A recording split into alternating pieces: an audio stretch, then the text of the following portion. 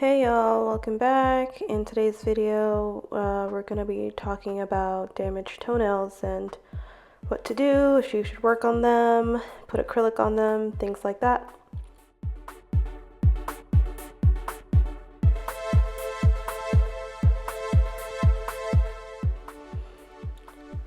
Hello again, so welcome back y'all. It's Sue and I have a pedicure video for you today.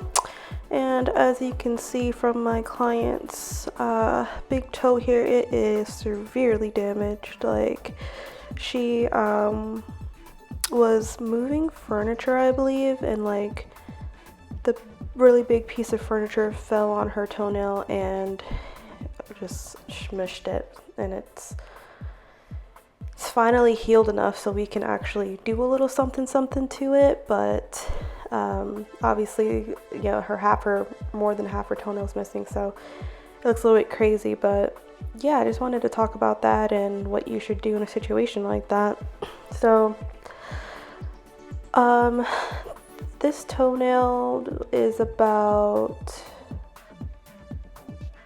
I think this happened to her maybe like a month or two ago, so it took about that long, maybe like 6 to 8 weeks for us to even be able to like touch it, because of course at first her toes were, was damaged and bruised and all that stuff, so you couldn't even touch it, obviously, because it was like broken off, so it was painful.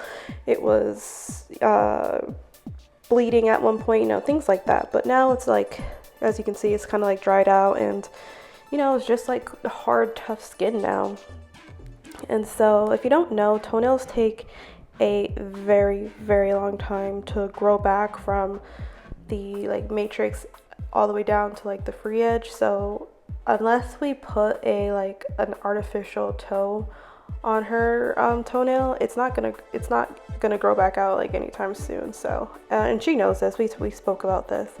So when it comes to something like this, when someone has a broken toenail or severely damaged toenail, you kind of have to look at it and see if it's okay enough for you to even touch it, because sometimes, a fresh bruise, cut, whatever, you don't want to touch it. You want to like just leave it alone or keep it clean and things like that. So I'm working on her toenail, and I'm prepping with the areas that I can prep, because there is some nail plate that's attached there, but it's not too much. But I am just gonna go ahead and clean it up. I'm not gonna put an acrylic toe or any enhancement on her toe right now, because we decided to just let it just keep doing its thing, let it just grow out, and and maybe in the next month or so we'll decide if we're gonna put something on. But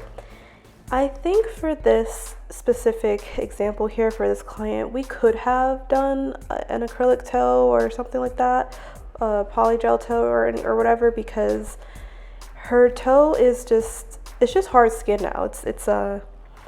Any open wound is completely healed now, so she technically could have done that for this appointment, but we just decided not to. She's not too concerned about the aesthetics of her feet right now. So yeah, I just cleaned it up, made it look a little bit better, exfoliated the surrounding skin and things like that, and it looks a lot better now. Of course, like at the end of the video it's gonna look a lot better, but sometimes you just gotta leave it alone and not put something over it. I see a lot of videos or Instagram reels and posts like that where people do put acrylic over damaged toes when they probably shouldn't, but that's up to the nail tech and the client. But I just think that when you're going to do something like this, or if your client does come in with a broken toenail, you really need to just like evaluate what's best. And if there's any blood, swelling, bruising, don't put an acrylic or any type of nail enhancement on the nail, because that'll just make things worse. And so yeah, I just cleaned it up, made it look a little bit better, exfoliated the surrounding skin and things like that, and that'll just make things worse. In this clip here, I wanted to include this because I don't really show how I work on the bottom of my clients' feet. So I have these special pedicure bits and sanding bands for the pedicure bits that I use with my e-file to basically just exfoliate the bottom of the feet and remove any dead skin and things like that. So I just wanted to show that here so you guys can you know, get a little visual of how I do it, because I don't really show this part that often.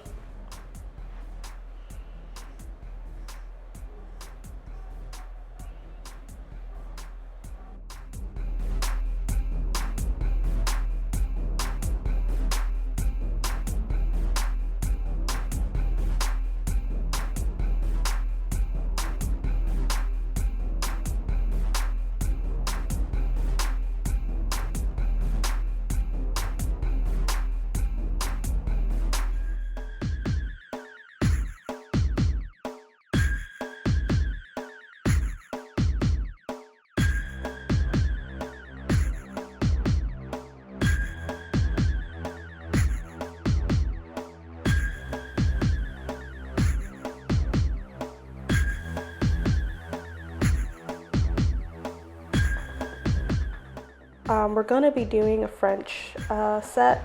So I have this color here. I don't know the brand, but it's a really beautiful natural light pink that's perfect for French and ombres. And so I use that, 2 coats of that, and then I'm just going in with some white polish. I believe that the brand that I use for this is just called Gelixir, so I'm using that white polish from that brand, and I'm just taking a little striper brush and just not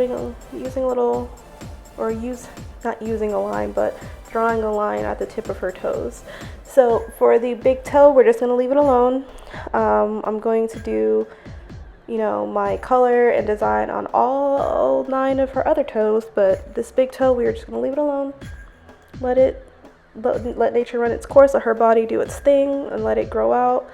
I will keep y'all updated with this, and I want to post another video with her, you know, to see just what it looks like however many weeks or a month later, because I don't think we'll see much of a difference in the next video I post with her toes, but I'll just do it anyway just to keep y'all updated, because I know some of y'all are going to be curious, but we're just going to do that. And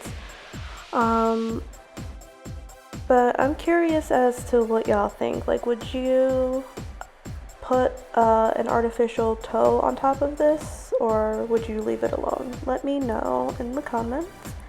And yeah, I just want to thank y'all for watching today's video and hanging out with me, and continuously hanging out with me and watching my videos. Appreciate y'all so much, and I will see y'all in the next one.